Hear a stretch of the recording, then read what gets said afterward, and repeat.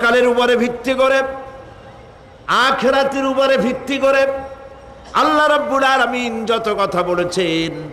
মওতের কথা, কবরের কথা, হাসরের কথা, সিরাতের কথা, মিজানের কথা, জাহান্নামের কথা, জান্নাতের কথা, বিচারের কথা, পরকাল কেন্দ্রিক যত কথা আল্লাহ পাক কোরআন শরীফে বলেছেন, সব কথাগুলি যদি এক জায়গায় করা যায় গোটা কোরআন শরীফের 10 পারার সমান হয়ে যাবে। সম্ভবত কোরআনে কারিমের এমন কোন রুকু, এমন কোন পাতা নাই যেখানে আকারে